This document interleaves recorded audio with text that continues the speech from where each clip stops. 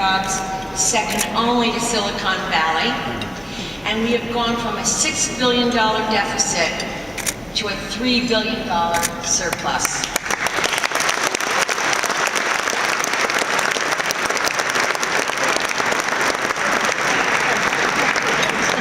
You have created the largest affordable housing plan in the nation, with over 170,000 units created or preserved in your tenure.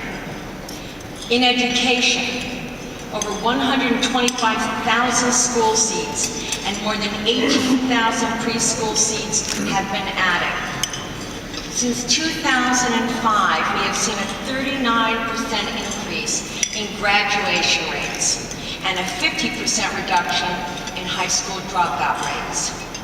According to Time magazine, you've added 3 years to an average New Yorker's life, hopefully mine.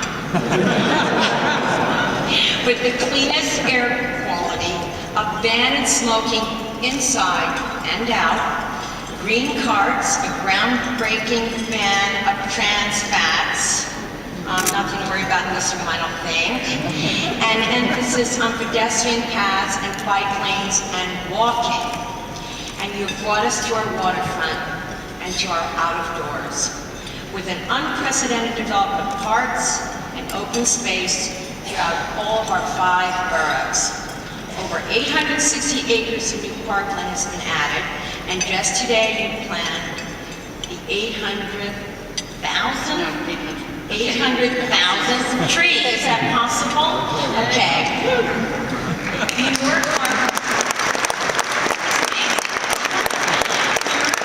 is the cleanest it's been in over 100 years, and I've been there half the time, so I do kind of know. And in the arts, it has been an unprecedented commitment to bringing culture to all communities.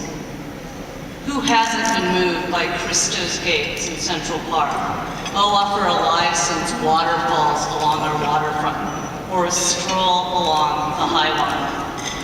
You've not only helped transform the city, you are helping to shape a better world. So many of your policies here have influenced cities and countries around the world.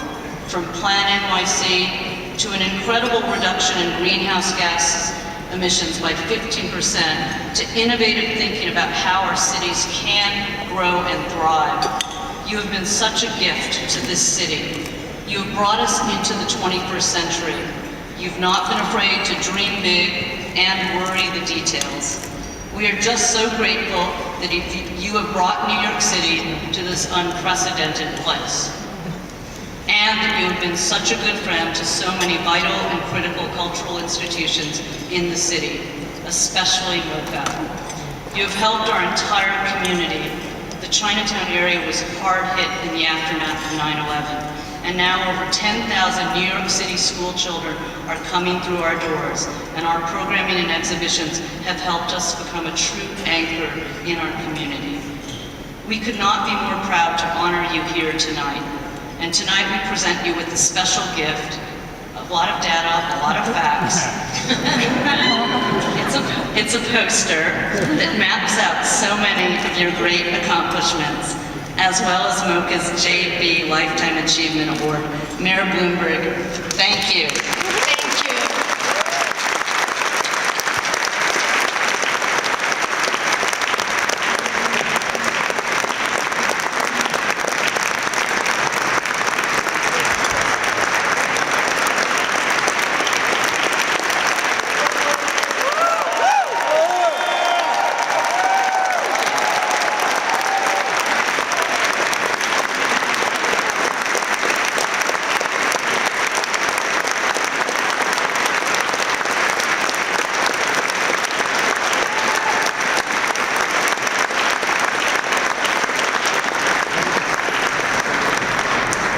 Thank you, Madam Vera, that warm reception, and thank you all.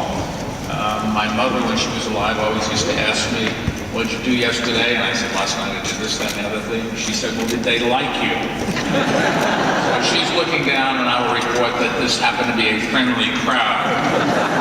Although there are times when I can tell you people weren't quite so happy, but it's New York, so you have different opinions. Last week I was giving a speech and somebody stood up in the front row and started screaming at me. And it happened to be at Memorial Day, or a Veterans Day speech. And I said, when they carted him away, still screaming, I said, you know, only in America could people do that. And it really was the case that America's the place where you can express yourself. But tonight, I'm glad you expressed yourself this way. Anyways, it's a real honor to be introduced by two such great New Yorkers who've each given so much to our city. Maya, as you know, played such a big role in advising us on the selection of the wonderful design for the 9/11 memorial, and she happens to be on the board of my foundation. We can never thank her enough for that. And Vera, I have a special deal with Vera. Her contributions to one of our city's signature industries, fashion, is truly the stuff of legend. And one time she made me promise that if I ever wear a wedding dress, it will be one of hers. It seemed like an easy thing to promise. She went away and stopped bugging me. Anyways, thank you all for this gift. Just a little over 4 years ago, I did help cut the ribbon on a really fantastic creation of Maya's, and that was the spectacular new home of the Museum of Chinese in America.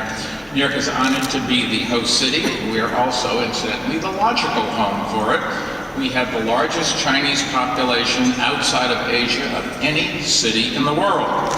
More than 15% of the Chinese-born population of the United States is in New York City, and the ties of commerce and culture that for centuries have linked New York to China are stronger today, I think, than ever before. We're also the #1 big tourism destination in America.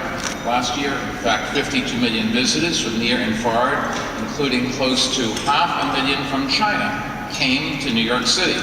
And they enjoyed the cultural institutions. Most of them did go to MOCA, and they certainly spent some money in our city. That's our tax base, so we love everybody.